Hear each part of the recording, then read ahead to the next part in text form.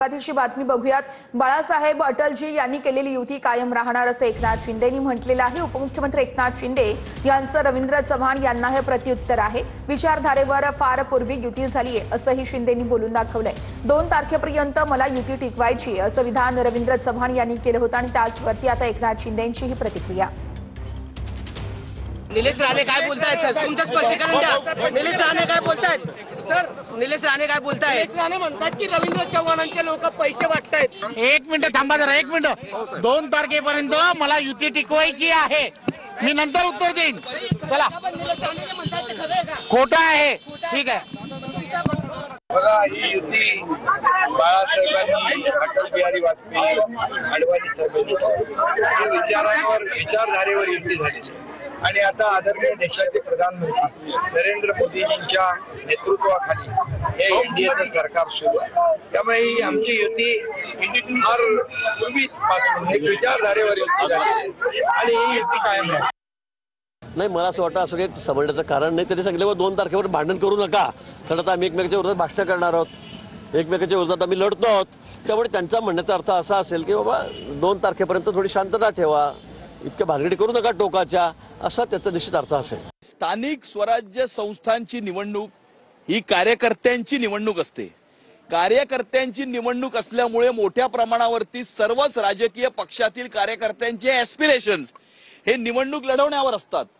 त्यातून ग्राउंड लेवलला काही वाद होत असतात, काही मतभेद होत असतात, त्याच्यातून क्षणिक म्हणजे मोमेंटरी अशा प्रकारची काही विधानं काही लोक करत असतात आणि त्यामुळे मला असं वाटतं की स्थानिक स्वराज्य संस्थांच्या निवडणुकी संपल्यानंतर हा पूर्ण विषय जो आहे तो संपेल।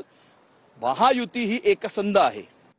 बातमी अतिशय मोठी आहे। मुंढवा जमीन प्रकरणामध्ये खारगे समितीची सुनावणी संपलेली आहे। 5 डिसेंबरला पुन्हा सुनावणी होणार आहे। दिग्विजय पाटलांना 5 डिसेंबरला पुन्हा सुनावणीसाठी हजर राहावं लागेल। बातमी सविस्तर आहे। परवानगीशिवाय आत गेलो, दरवाजा यावेळेस निलेश राणे यांची प्रतिक्रिया आलेली आहे ती म्हणजे परवानगी निशी मी आत गेलो, दरवाजा उघडणाऱ्यांनी रोखायला हवं होतं असं निलेश राणेंनी म्हटलंय। सिंधुदुर्गमध्ये बीजेपीचे पदाधिकारी निवडणुकीच्या पैशातून तुंबडी भरणार असंही निलेश राणे म्हणतात। तर निलेश राणे यांचा भाजपवर हा गंभीर असा आरोप आहे।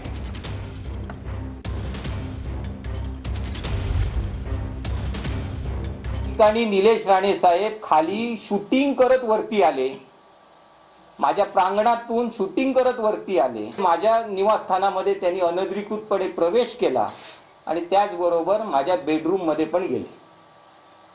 आणि ह्या झाल्यानंतर मला फोन आल्यानंतर मी त्या ठिकाणी आलो, साहेबांना विचारलं साहेब काय झालं, तर साहेबांनी मला बेडरूम मध्ये नेऊन दाखवलं, हे बघा हे असं हे तुम्हाला शोभत नाही, तुम्ही हे आहे। निलेश राणे साहेबांसाठी आम्ही पण काम केलं, ते काय चुकीचं केलं का काम? आम्ही पक्षाने आदेश दिले म्हणून काम केलं। परवानगी मागून आत गेलो, ज्यांनी दरवाजा उघडला त्यांनी मला थांबवायला पाहिजे होतं, ते उलट म्हटले या, बसायलाही सांगितलं, मी बसलो नाही तो भाग वेगळा, मग अनधिकृत कसं? 1 नाही 2 3 वेळा मला बोलले आपण बसा आपण बसा, पण ज्या कारणासाठी मी गेलो होतो तिकडे बसणं काही बरोबर नाही। म्हटलं साहेब हे माझ्या केके बिल्डरच्या बिझनेस मधले पैसे आहेत, तुमचा गैरसमज असेल तर नाही, त्याला तुम्हाला उत्तर द्यावं लागेल, त्या ह्याला पूर्णपणे उत्तर द्यायला मी बांधील आहे। माझ्याकडे एवढी तोडकी रक्कम मला ठेवणे आवश्यक आहे? हातावर मोलमजुरी करणाऱ्या काम करून घेणाऱ्यांना मला पैसे द्यावे लागतात, मी ते सिद्ध करून 100% दाखवीन। रवींद्र चव्हाण साहेबांनी मला वडिलांसारखं मला हे दिलं, कारण रवींद्र चव्हाण हे माझ्या परिवारातले आहेत, मला माझ्या पाठीवर मला उभं करण्याचं धारिष्ट्य रवींद्र चव्हाणांनी दाखवलं। रवी चव्हाण साहेबांच्या जवळ जेवढे आहेत त्यांनी बुकिंग करून ठेवली आहे, गाडीची, घरांची, सोनं किती घ्यायचं, फिरायला कुठे जायचं, मग ते फ्लाईटमध्ये परदेशात कुठल्या कुठल्या देशात आपण जाऊ शकतो, ते आपले बँक बॅलन्स जमवत आहेत, आपलं कपाट भरत आहेत।